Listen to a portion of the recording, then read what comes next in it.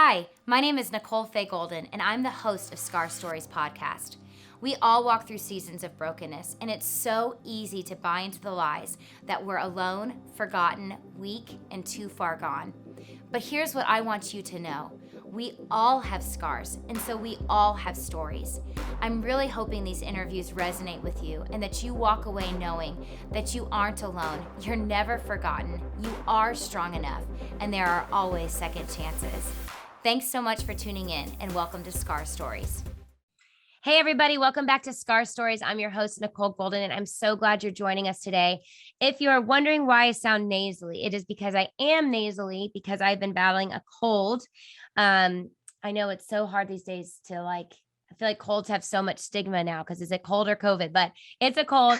But we are on Zoom, so we're all safe. But if I pop a cough drop or if I have to blow my nose, pardon all of the crazy sounds. I have a new friend with me on the podcast, Kirsten Panachyda. And now I'm like all in my head. Kirsten, I said that correctly. Yes. Okay. Yes. It's spelled Kirstn. So those of you who spell your name that way, I'm so sorry because there's Kirsten, so many different ways to pronounce it. But she wrote the book Among Lions, which was written mainly to parents who are parenting children with mental illness. And so I'm really excited about this conversation because right now, even personally, I have so many friends who are loving on kids who are really struggling. And I think this has been an issue for years, but then I think especially over the past 2 or 3 years, we all have trauma, right? Every single one of us has trauma.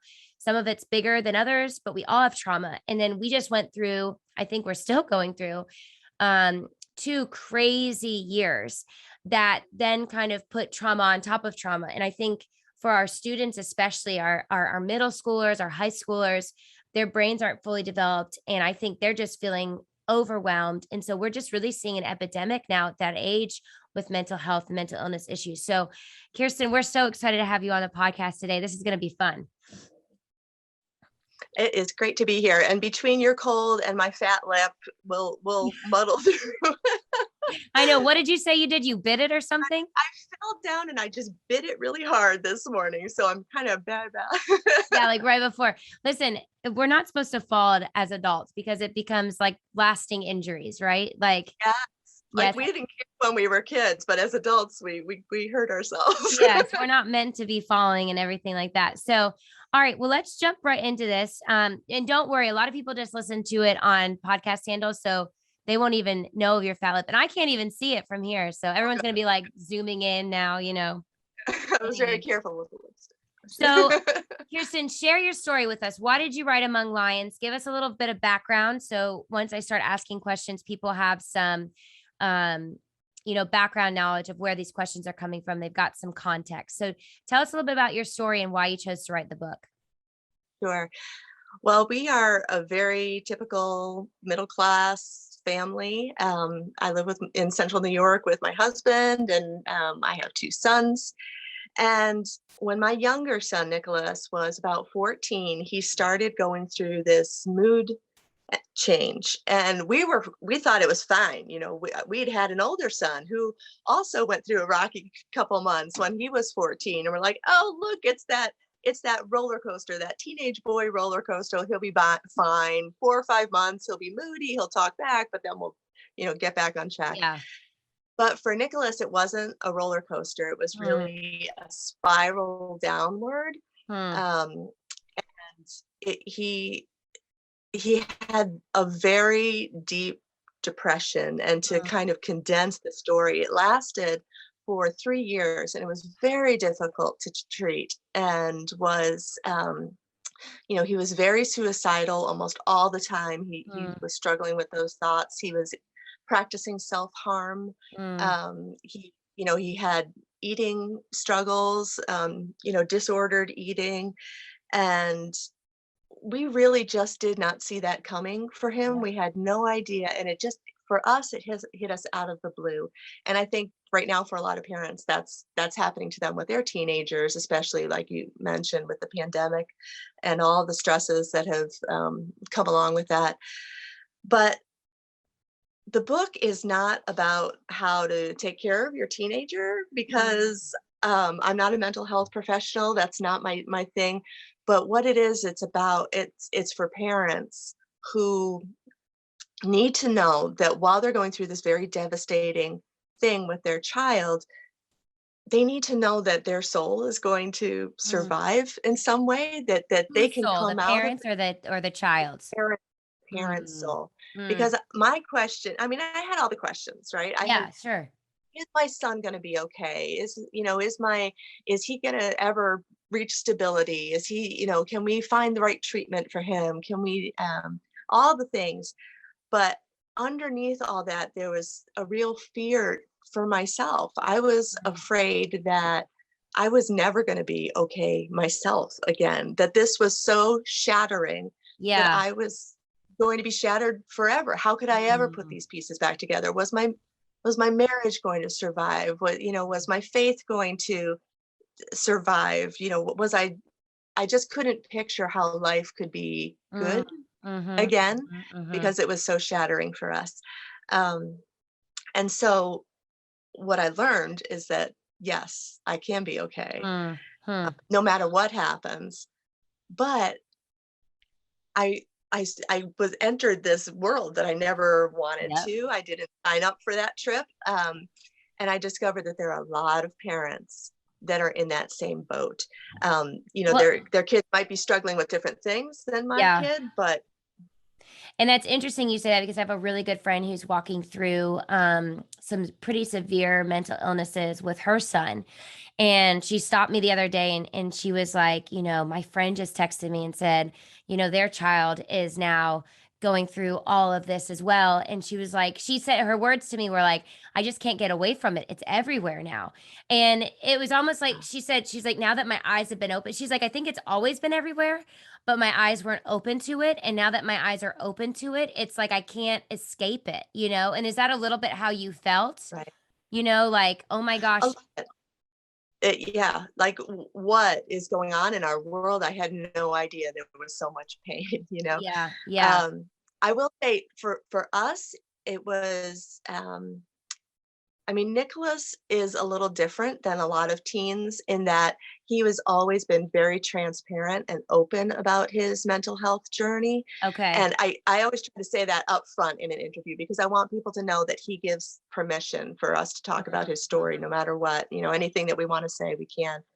And that's important for people to know that we respect, that. And Um, so brave of him and almost makes me emotional just that because as someone who talks about, my own personal story, I know the courage that it takes to share that. But I yeah, also know, the number of people he's going to be able to impact and the number of people he's going to impact through you as you tell your story. And right. so, like, Nicholas, if you It's ever listen really, to this, it's thank really you. a gift. Yeah, Yeah. it's a gift. It is because it was a gift to me because I was able to reach out to people and Mm. ask for support, and I didn't have to be, cagey about it at all. But So it's he also gave a you gift permission as soon as he started struggling. always, Wow. always. Wow. Yeah. Okay.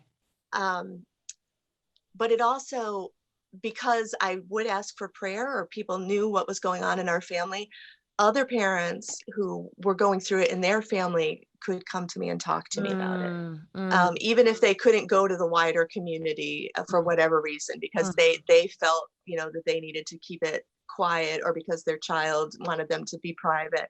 But I was somebody that could be a resource. And so Mm, I started getting a lot of stories mm, from other parents and, sitting over coffee with so many parents. mm. And, and, and that was, that's really why I wrote the book Yeah. because I thought I have this gift from Nicholas that I can share our story.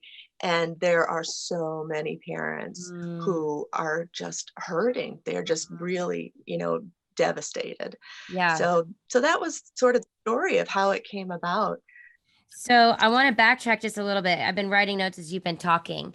And so I want to just take a quick second here because um, mental health, mental illness has had such stigma for the longest time. And I really feel like, we're beginning to make inroads into ending that stigma.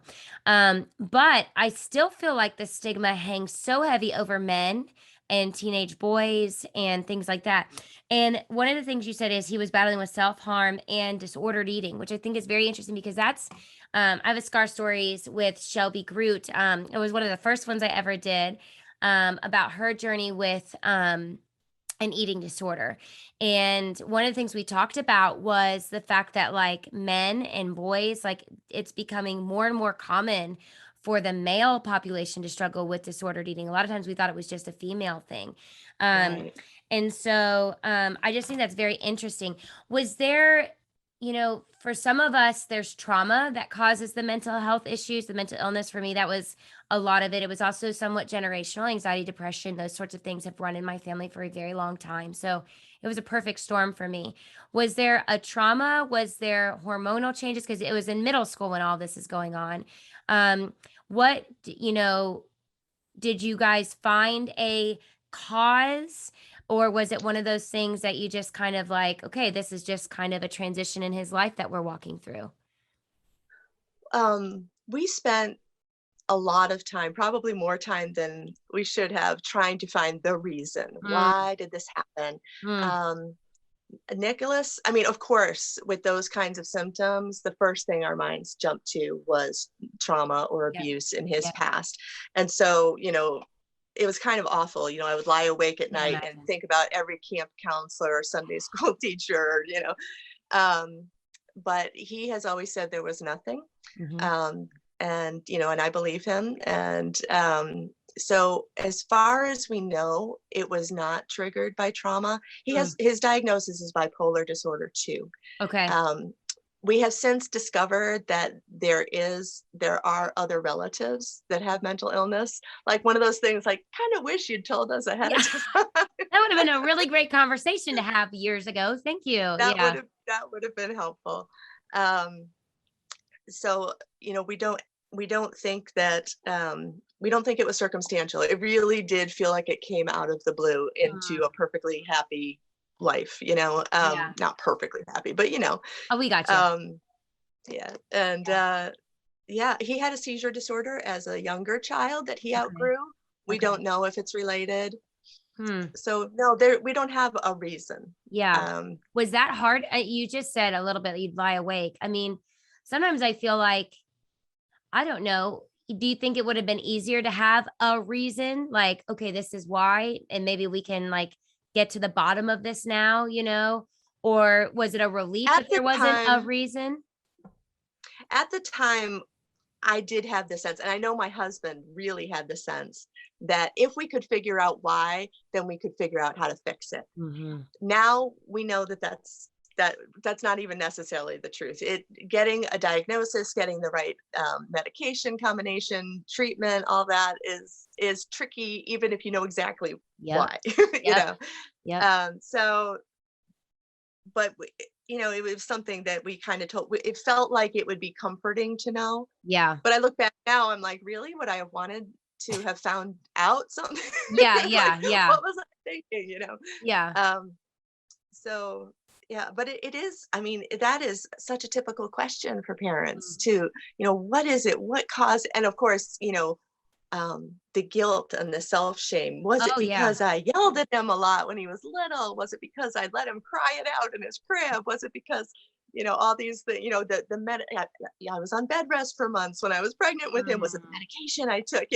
Yeah. Oh, All yeah. these things. But parents do that to themselves, and that's one of the things that can attack a parent when they are dealing with this, because you want so much to know how to fix it, and so you Yes. think you need to know why.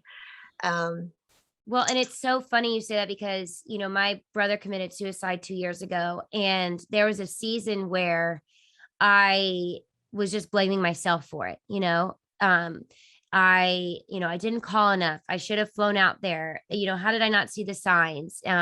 He tried to call me once and apologize, and I was annoyed with him, like all of these different things. And I remember yeah. sitting with my therapist and him just saying, your subconscious, the suicide made no sense, just like this out of the blue mental illness made no sense. And so your subconscious wants to make sense of the lack of sense. And so it begins to start looking at yourself and blaming yourself. And I think along the same lines, you had talked in the very beginning about, you wrote the book for parents, and because, they feel so alone, and then it can start to become an issue in your marriage. And so, if this question's off limits, let me know. I always tell everybody if I ask a question that's off limits, but did you and your husband go through a rocky season where, you almost started pointing fingers at each other? Like, well, why didn't you do this? Or or were you guys pretty much unified through the whole thing?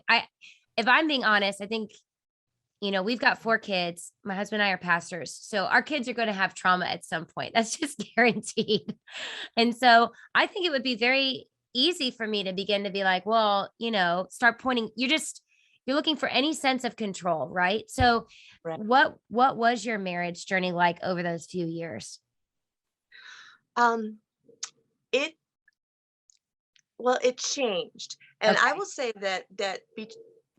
in our care for Nicholas, um, my husband was just a hero. I mean, just unbelievably amazing. He's very much like an engineer type brain. Okay. He does things a certain way.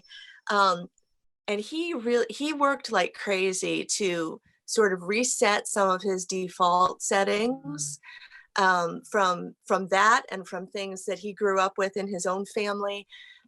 He learned all about the dangers of invalidation, and he learned how to be, supportive of our son. And he just did everything. I mean, he Mm. was amazing. I would not want to do this thing with anybody else. Yeah. He was amazing, for Nicholas. Where we had trouble in our marriage was later on. Um, I really just fell apart. It took Mm. 2 or 3 years Yeah. of that constant vigilant stress, and I was just breaking down myself. I mean, And you were he literally keeping him alive at times, like, especially Yeah, with the self-harm. And I've had friends who have had to sleep in their kids' bedrooms to keep them yeah, alive, yeah, and yeah, yeah, the yeah, we used to take turns staying up all night, oh my gosh. on suicide watch, or sleeping in front of the door of his bedroom. So yeah, so I mean, it was it was that constant. And when I say stress, I don't mean, oh, I'm so busy, I need another Yeah. cup of coffee. It was like No. physical stress, emotional stress. And it just, after a while, I couldn't do it anymore. And Dan didn't have the bandwidth for that. Mm. He was such a hero for Nicholas, and I wanted that for me too. And Mhm. he was going through the same thing I was going through. Yeah. He But didn't have I anything really, left. Yeah. yeah, I really wanted him to be the hero for me too, and he just couldn't. Um, and I was so angry and Mm. disappointed, and I mean, it was very unfair. Now, but I was so out of my head with this, Yeah.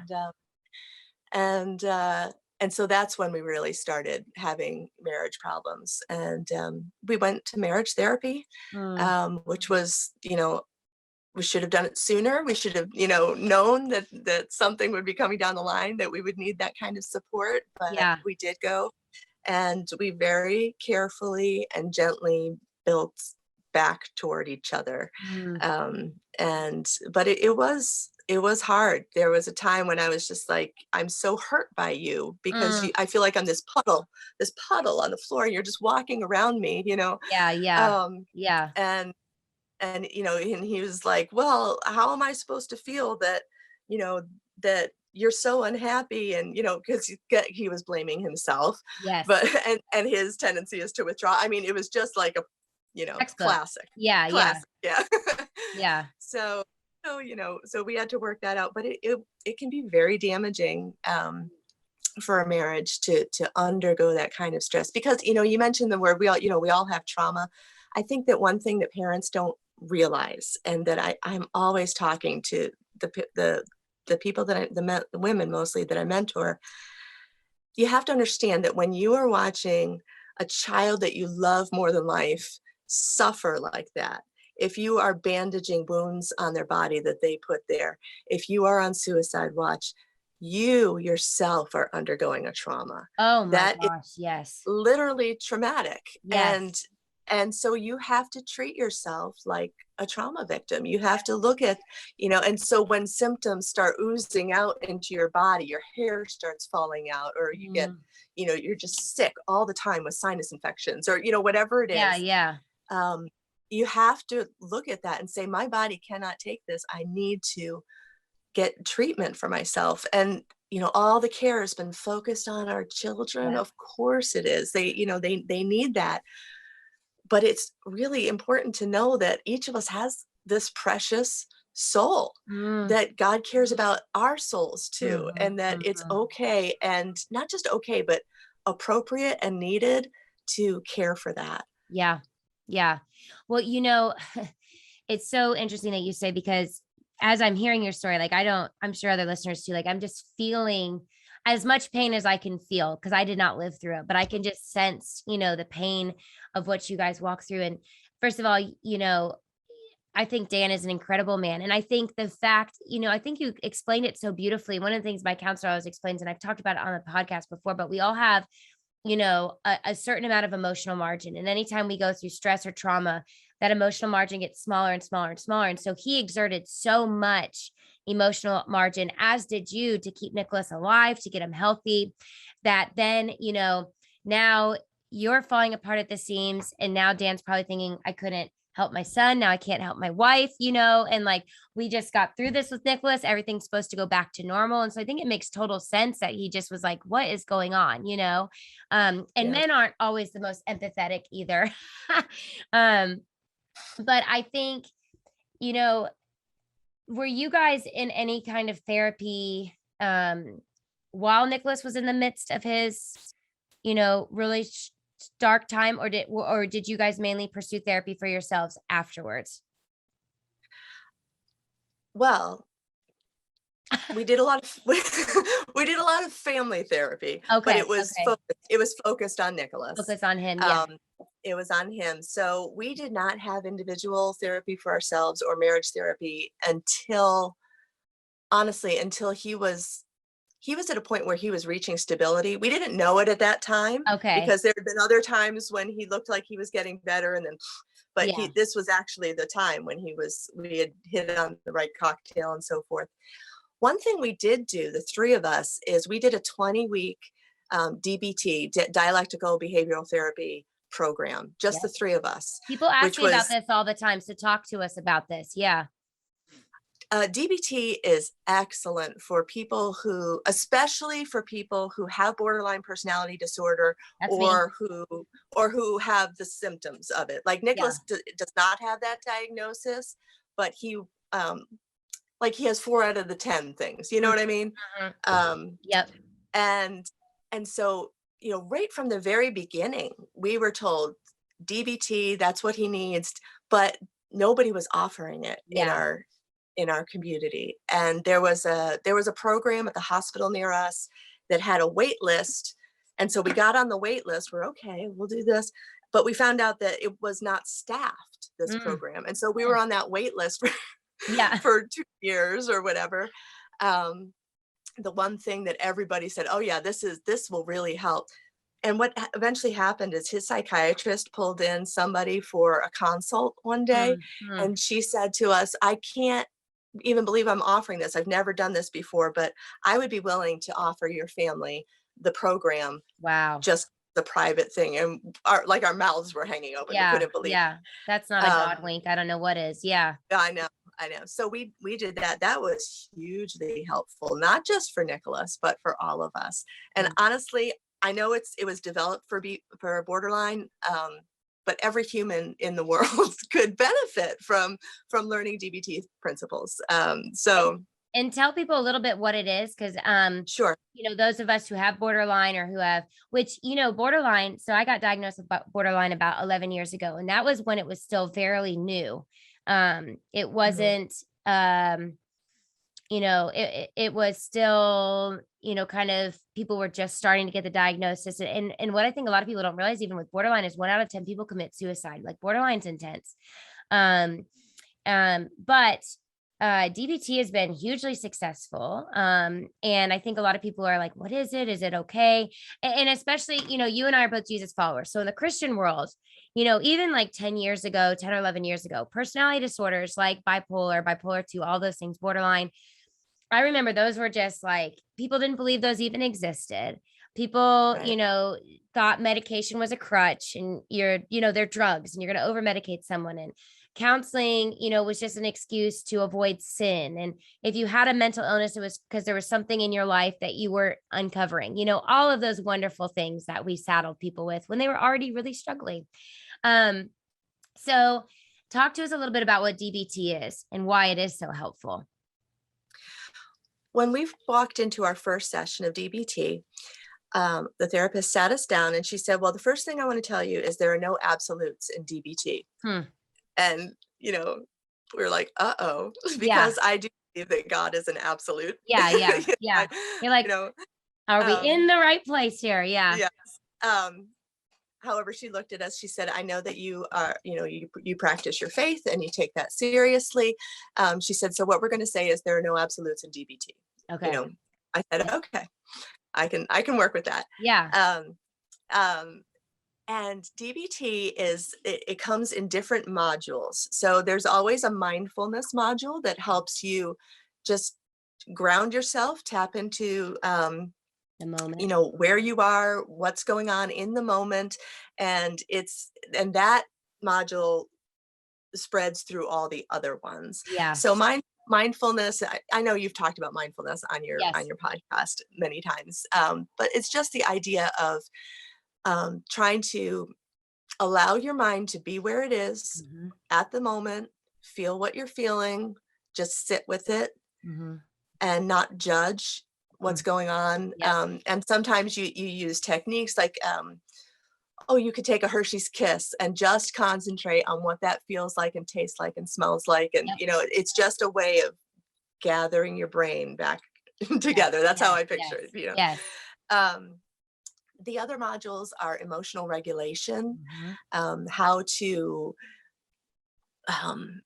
identify and then deal with whatever emotion is coming at you, whatever's flowing through you at the time. Again, it has a lot to do with not judging what's happening, but just to experience it and cope with it. And I think that's so important because, and that's one thing my therapist has worked with me over for years, especially for those of us who grew up in the church, who grew up in religion, because religion wants to, and I'm using the broad sense of religion because I think this is really whatever religious background you may have. Religion wants to make everything black and white, good and bad, this emotion is good, this emotion is bad. This, remember back in the day, the thought life stuff, this thought is good, this thought is bad, and so then when we're feeling something that's quote unquote bad, not only are we feeling that emotion, but now we're feeling the guilt and shame of having that emotion. Yeah. And we're spiraling even more. And so there's something so important about understanding emotions, thoughts. They're just that. They're just emotions and they're just thoughts, and taking away the pressure of it's good, it's bad, it's shameful, it's guilt, getting rid of those so that, right, you said, you could just kind of focus on what's coming at you, focus on one thing at a time and not get overwhelmed. It's so powerful. Okay, keep going. Yeah. Well, it's called dialectical. Yeah. So a dialect is when two things exist together at the same time. In dialectical behavioral therapy, you say, I am angry and I am going to sit through this emotion and see what it has to teach me. So it's always this and that. It's not this, but that ever. That's the difference. It's always the conjunction is always and, and I have been noticing, just this is sort of a personal aside, I read the Bible in the morning and I write in my journal. And one thing that I've been noticing is the dialects in the character of God. For example, the Psalms say God is our strength and our shield. And I thought, what? He is the strength for the things that you need to walk through. And he is the shield for the things that you're not meant to walk through. Yeah. He's this and that, so I've been looking at that. So And, I truly believe that all real wisdom is God's wisdom. Yeah. So when I approach DBT and the skills that it teaches and the mindset that it teaches, I find those things in the scriptures. Yes. Um, Yes. so I Yes. would say that to Christians who are a little wary, Yep. um, search your Bible and see Yeah. what it says about these things. It's so funny because I've talked about this before, but I think that is, my husband and I hold to that, like all truth is God's truth. And, I think it's beginning to change, but so often Christians are so afraid of psychology, Yeah. psychiatry, and I don't know if it's because they immediately just go to Freud, I don't know what it is, but it's like they've thrown the baby out with the bathwater. Like God created our minds, God created our emotions, God created all of those things. So the study of those and the study of, why our bodies react the way they react and all of those things, like that's all from Jesus, and years ago, I remember someone got upset with me for using words like diagnosis, and she was like, you're taking the responsibility away from yourself. And now that I think about it, it's like kind of offensive. Like, you think I did this to myself? Like, you think I gave myself borderline? You know what I'm saying? Like I chose that for myself, but it was still, Right. she was coming from her background of, well, yeah, you chose your way into it, which, okay, yes, I just wrote a blog about it today about reframing our past. Like, yes, I guess I did choose, with a personality disorder, you're reacting to scary events, you're reacting to trauma, or it's biological, it's been passed to you, like in your son's case, as you guys are beginning to figure that out. For me, I was in dangerous environments and I had to learn coping mechanisms that, yes, for the rest of my life, those are not okay to have. But in that season, they kept me alive and got me to a place where I Right. could then realize, okay, I can't live this way my whole life. I've got to unlearn these things and relearn these things. So I love talking mental health with people, and especially Jesus followers like you that get it. It's the scriptures, it's what Jesus has done for us, and these other things from the medical field. Just like you wouldn't go to your doctor and your doctor would say you have bronchitis, and it's like, okay, show me in the scriptures where it says bronchitis is real and where it says it's okay for me to take medication for bronchitis. You know what I'm saying? It's like we wouldn't do that with anything else. So I'm not sure why this has become such a thing, but that's another. Why did you name your book Among Lions? I've been so intrigued by this. Why is it entitled Among Lions? It comes from Psalm 57. Hmm. And Psalm 57 says, I think it's verse 4, my soul is among lions. I Hmm. must lie down amongst those who breathe forth fire. Hmm.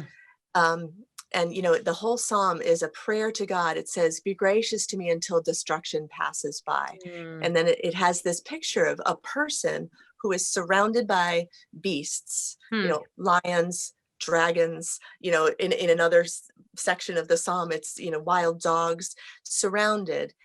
But it says, I must lie down Hmm. amongst them. Hmm. And so, when we were really in the thick of it, it did feel like I was being attacked. My soul was being attacked Hmm. by disappointment and shame and fear and, disillusionment, resentment. All these things Hmm. were coming at me.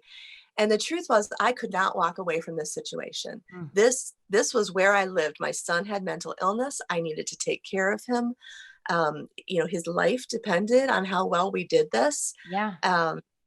And I couldn't escape from that.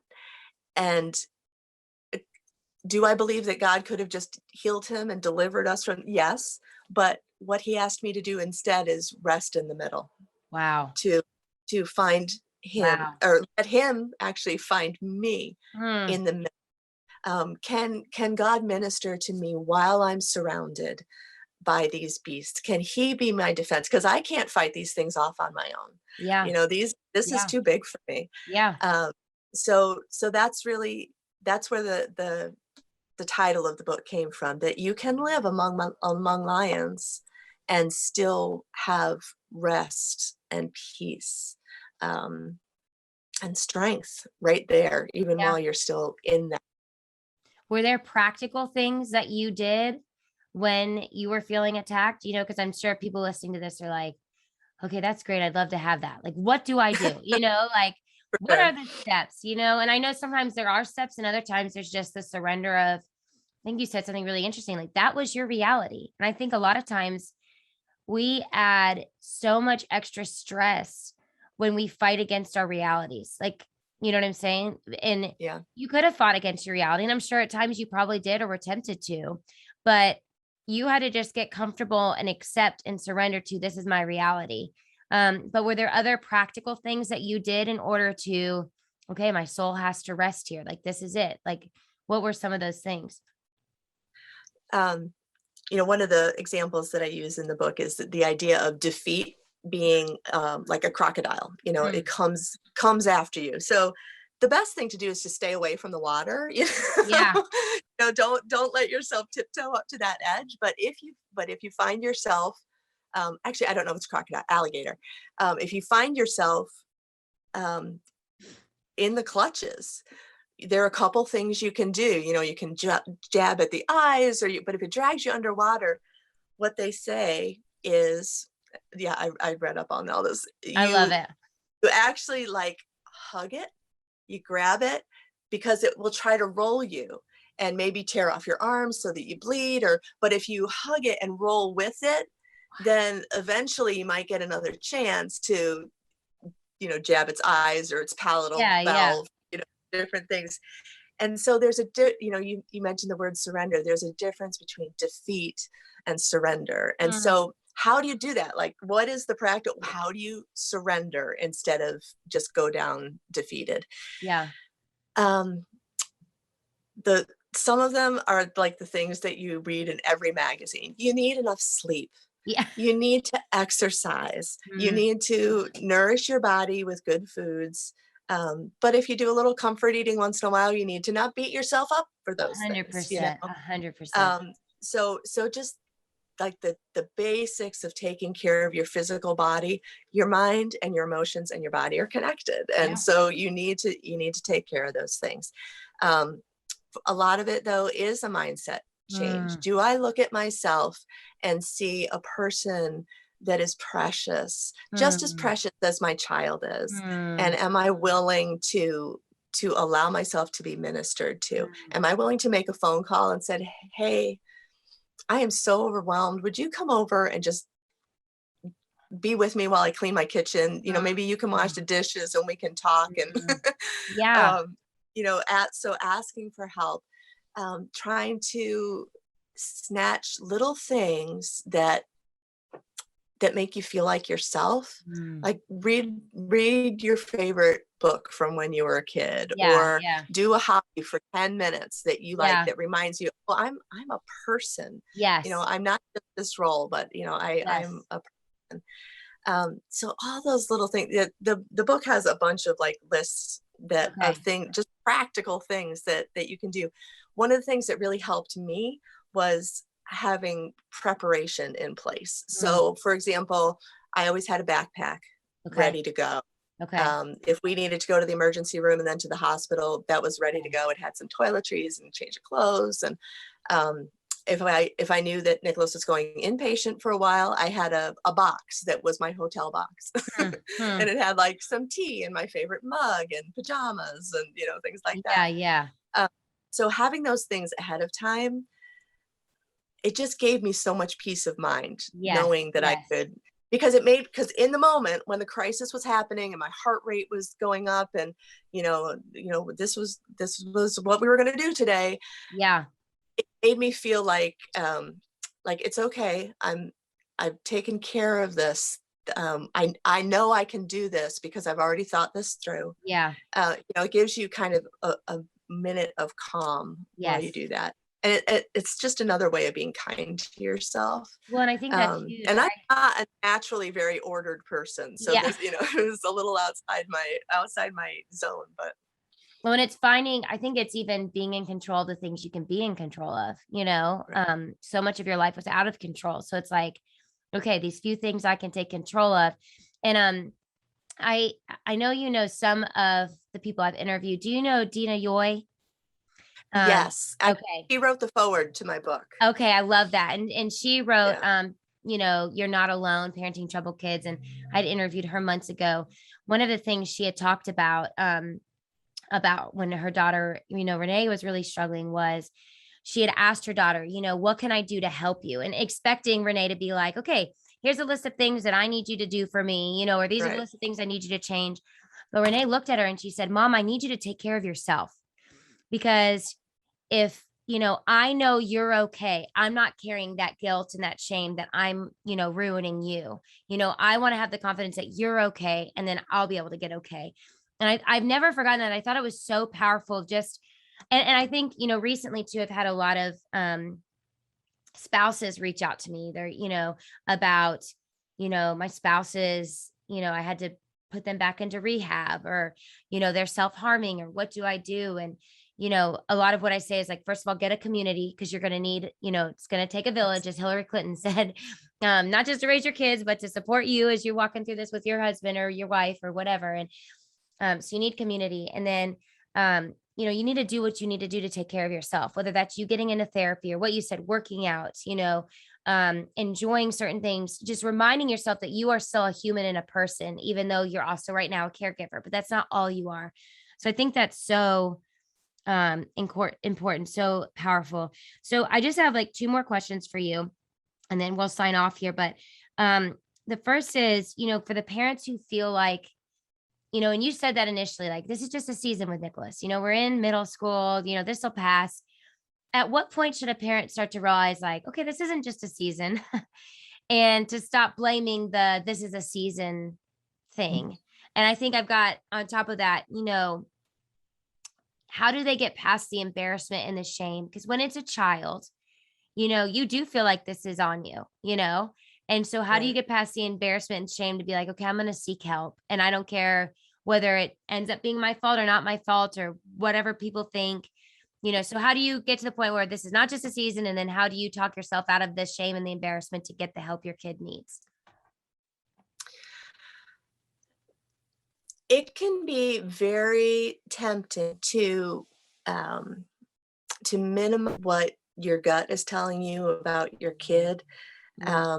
And so I would say, first of all, if you sense that there's something going on with your kid, just ask, just do Mm, it. There's the typical thing is, I don't want to give them any ideas. You're not going to give them ideas, yeah. especially with suicide. Just ask. If they have the ideas already, you didn't put them there. And if they don't, they'll say, no, I'm not thinking about that. Yeah. Yeah. You can't make someone suicidal by bringing it up. For Nicholas, the first thing that we found out about was the self-harm. Mm, And it really was, it was intuition, and I also believe that, I gotta forget that God kind of opened my eyes one night. He was in trouble one night. okay. He hadn't done his math. And, Yeah. and we were getting ready to ream him out about not doing his math. And I just looked at him, and I knew there was something else. Like, I Wow. just knew it. I knew there was Yeah. something else.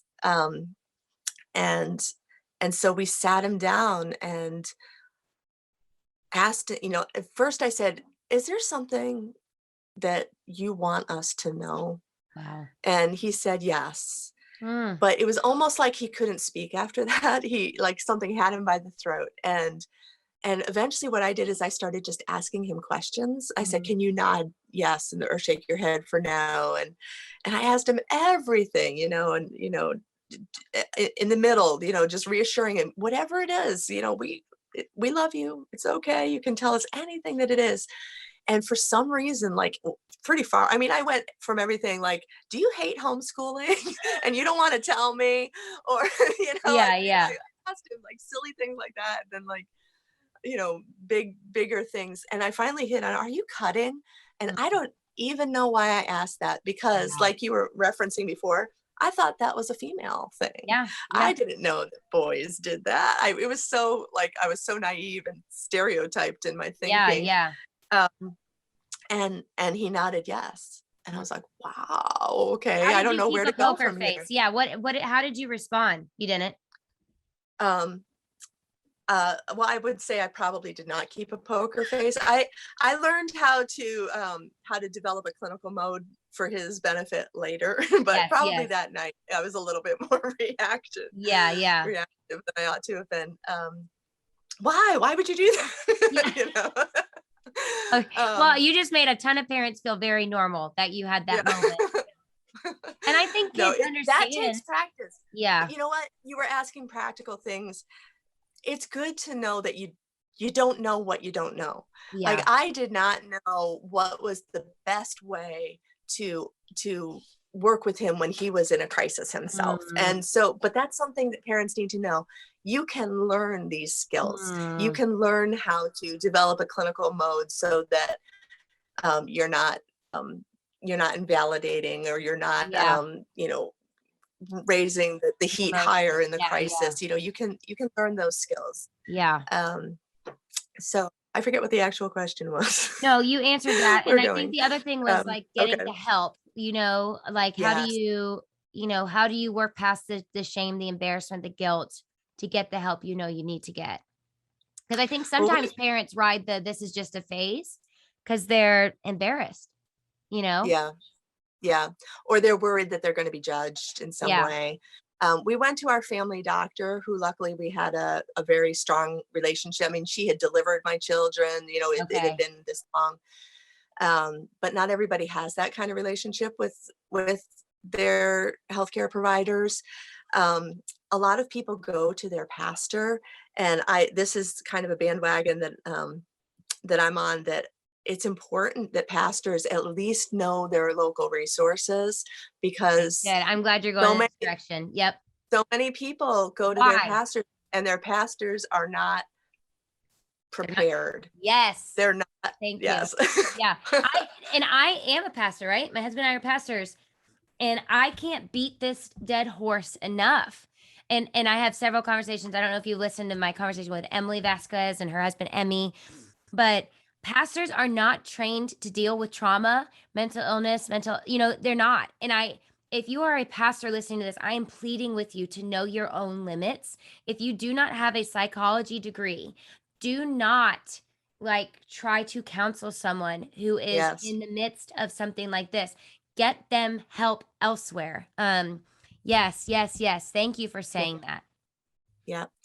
So, I mean, one of my goals at my church, and they're working in this direction, which is awesome, is to just develop um, like even just a network list, Yep. like, who are the families who are willing to talk to other Yes. families, Yes. who are the local care providers, who has openings, because sometimes the information is out of date. Yeah. Do you know the suicide hotline? Yeah. Those Yeah. kinds of Yeah. things. I just basic information for pastors, so that they're not. We developed that, after my brother committed suicide. 2 months later, one of my really good friend's daughters committed suicide. And so Mm. we started the Chamberlain Garland counseling fund. And I mean, we got people gave thousands upon thousands of dollars. And so then we have a resource on our website where people can go and apply for, financial aid, and also Mhm. get a list of counselors. Right now, one of the troubling things is, I mean, it's good and bad. I told my husband, and I've told several people this. I'm like, if people would have gotten into counseling when I told them to get into counseling years ago, they'd all be in counseling. The problem is everybody has waited. Now everyone's like, I need to get into counseling, and counselors, they have no openings because Yeah. everyone's, you know what I'm saying? And so there's a And lot it's of wait lists. particularly difficult for pediatric and teen Yes. mental health care providers. Pediatric psychiatrists are few and far between. There are whole, like deserts in the country where you can't get to one. They're just Mhm. not available. And then the therapists that will work with that population, it's very difficult. It's Yeah. very difficult. Yeah. Well, um, Kirsten, do you have a website for people that they can connect with you and, maybe get more resources? And maybe as they've listened to this, if they're like, man, I just want to, email her, and where can they go to find you on the interwebs?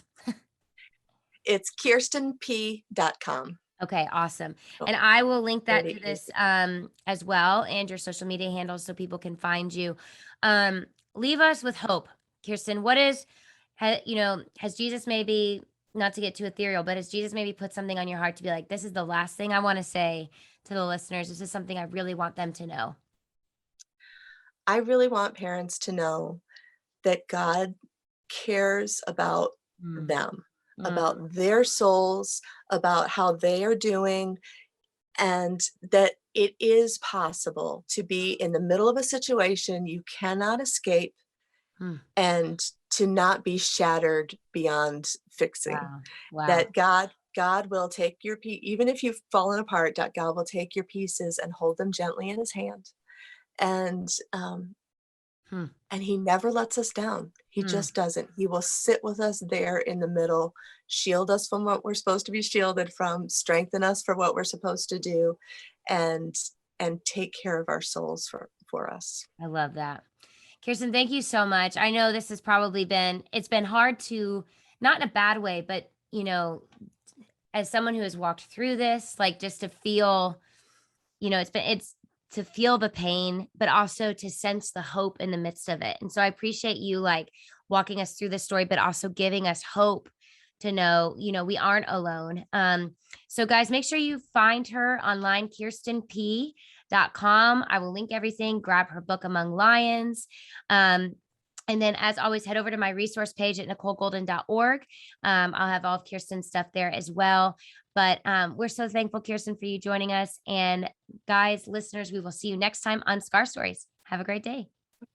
Thank you so much for tuning into Scar Stories podcast. We all need places where we can feel seen, be safe, find connection and resources. I would love to connect with you on social media at Nicole Faye Golden. I also have a website with a ton of resources and a free 7-day Praying Scared prayer journal at NicoleGolden.org. Thank you for tuning in. I'd love it if you shared this with your friends and if you left a rating and a comment. And I look forward to seeing you next time as we delve into mental health, parenting, family, and so many other issues with a lot of my friends. We'll see you soon.